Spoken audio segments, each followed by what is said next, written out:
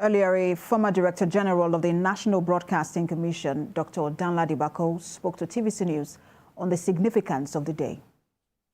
The major thrust of the functions of the press include providing information, creating balance with views, and democratization of the process so that not just one word and one voice is heard. The Act of the National Broadcasting Commission in Section 2 gives it the power, mandates it to create a broadcast code to look at the platforms, the regulatory frameworks that will allow for freedom. Once in 5 years, a whole lot of about 250 people come to the final stage where that code is assessed. Every word is determined. Let's get more update and insight into the World Press Freedom Day. We're joined by the President of Nigerian Union of Journalists, Chris Isiguzo. He joins me on the news via Zoom. Good to have you join us. Thank you very much for having me. So we've seen the media in Nigeria wade through different dispensations, whether it was the military regime and even now to the democratic dispensation. But how would you say through all of this we have progressed in terms of press freedom?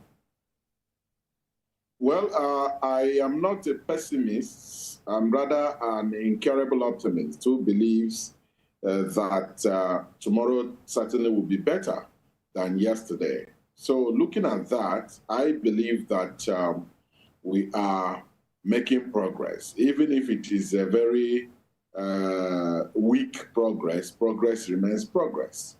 I recall sometime in the past when issues around clampdown on the media, incessant harassment, intimidations, arbitrary arrests, we are the order of the day. But I think with the advent of democratic governance, one would say that the situation is no longer what it used to be. But I cannot say that we have reached our El Dorado. It is a work in progress, and I believe with concerted efforts from media stakeholders, especially the active participants, active stakeholders, the NUJ, the Guild, Nigerian Guild of Editors, the APAN, Guild of Corporate Online Publishers, and the rest of them, with the renewed vigor, existing amongst us, where it has become more like a lifestyle for us to collaborate with each other. We'll be able to, reduce to the barest minimum some of these issues that tend to threaten, free speech, freedom of the press, or right of the journalists to, free and independent, existence and practice. I think it is, like I said, work in progress. It's not something that is addressed in one fell swoop. And for you, what is the biggest challenge or concern when it comes to the welfare of journalists in Nigeria? Well, the fact that we are yet unable to get an enhanced media salary structure. It remains a major challenge because up till today, you see journalists that are poorly remunerated. Journalists are epileptically remunerated. What they put into the system, it's a far cry to what they get, in return. What they are paid is not commensurate with their contributions to national development. That, for me, is a major, major, major challenge. And that is the economic challenge, because every one of us, no matter the profession you have found yourself, we operate from the same market. And the situation where the same person or the same practitioners that put their all, even when there is a public holiday, even when people have been asked to go home and rest, we don't enjoy any of such. But at the end of the day, we seem to be the group that has been abandoned to our fate. And that, for me, is a major challenge. And that is why I think, apart from other steps we have taken, the issue of a workable legislation that would make it, it will be a law, so to speak, that would control the payment structure, salary structure, so that you don't leave it at the whims of media operators or media proprietors.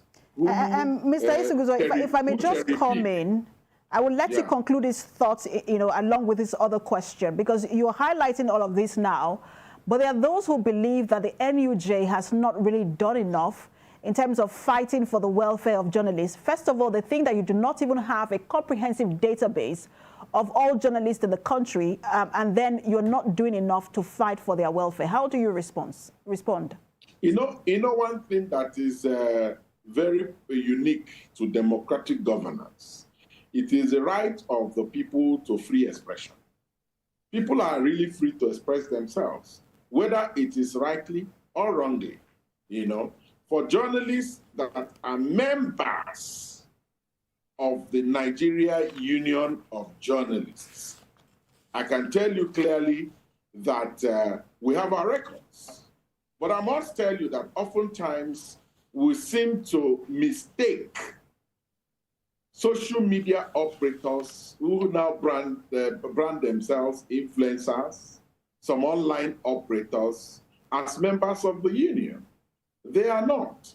Until you register as a member of the union, I am not going to capture you that, okay, this one is part of us. No. And anybody who believes in the school of thought that the union has not done so much in tackling the issue of general welfare of members is equally being economical with the truth, because that is the major thrust of the union, and we're taking it very seriously. I recall when a journalist, Abike Dabri, was in the House of Representatives, she had liaised with the union to champion the issue of a particular defined legislation for media practice. I also know very well, and I believe you know, how that bill met the brick wall. But I'm happy that today, the NUJ, the guilds, the proprietors, and of course the online operators, we are now coming together, speaking with one voice. It makes the challenge easier to be, taken care of.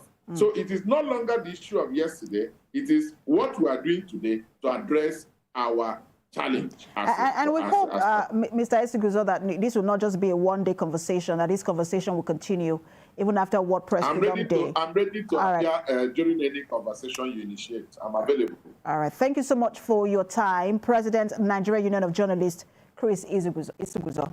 My pleasure. Thank you.